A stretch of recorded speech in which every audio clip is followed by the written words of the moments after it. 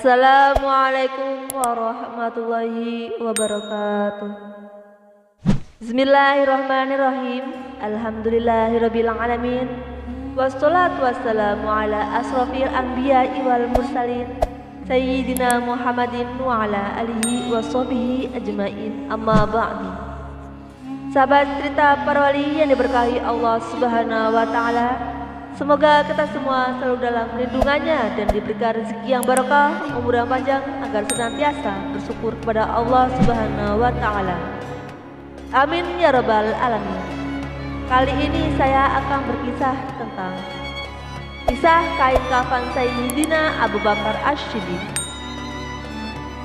Rasulullah Shallallahu Alaihi Wasallam pernah dalam sebuah khutbah mengatakan, sesungguhnya Allah memberikan tawaran kepada seorang hamba antara dunia dan apa yang ada di sisinya.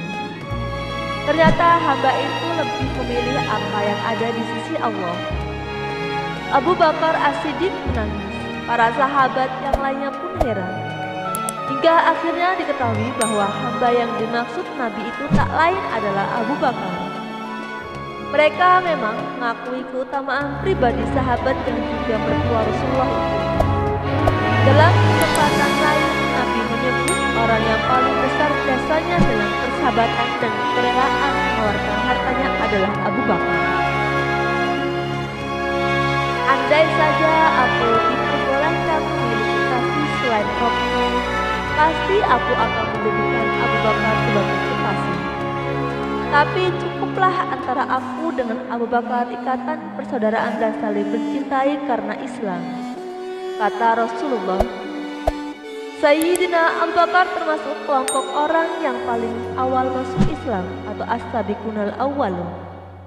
Selain loyalitasnya yang sangat tinggi terhadap Rasulullah, ia juga dikenal sebagai sosok yang amat zuhud dan punya keistimewaan lebih dari para sahabat lain. Reputasi di mata Nabi dan sahabat-sahabat inilah yang membuatnya dipercaya mengemban amanat sebagai khalifah pertama selepas Rasulullah SAW wafat. Banyak pelajaran yang bisa dipetik dari kehidupan Sayyidina Abu Bakar, baik melalui keteladanannya atau petuah-petuah yang disampaikannya.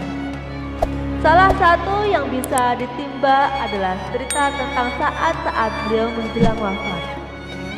Seperti yang ditulis dalam kitab Anisul Mu'minin karya Syafuq Al-Mukhtar.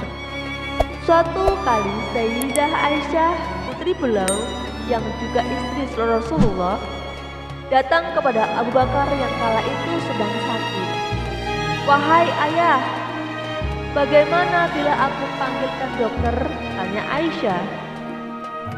"Ayah sudah ditangani dokter." "Lalu apa kata dokter?" tanya Aisyah penasaran. "Ayah boleh melakukan apa yang ayah inginkan." Pernyataan dokter semacam ini menunjukkan bahwa Abu Bakar cukup parah dan mendekati kematian. "Dengan kain mana aku nanti mengkafani jenazah ayah?" "Dengan baju yang biasa aku pakai saat makmum salat bersama Rasulullah."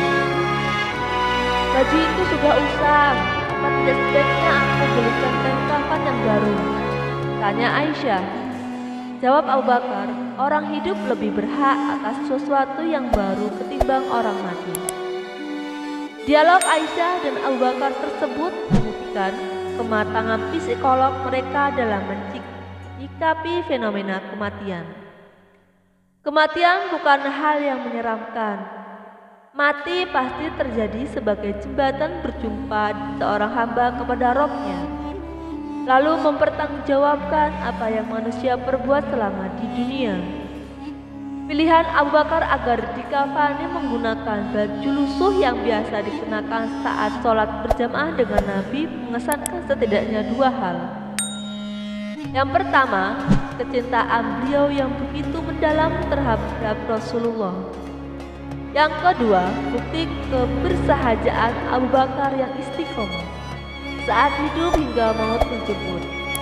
Yang paling menarik adalah saat ia menjawab tawaran Aisyah yang hendak membelikan kain kafan baru. Ia menampik menolaknya dengan alasan bahwa barang baru hanya layak untuk orang hidup, bukan orang mati. Pernyataan yang terakhir ini sejatinya bukan sekedar penolakan, melainkan pula pesan untuk mereka yang masih hidup bahwa keberlak duniawi tak lagi relevan ketika jasad seseorang sudah tertimbun di dalam tanah. Wallahu a'lam bishawab. Wassalamualaikum warahmatullahi wabarakatuh.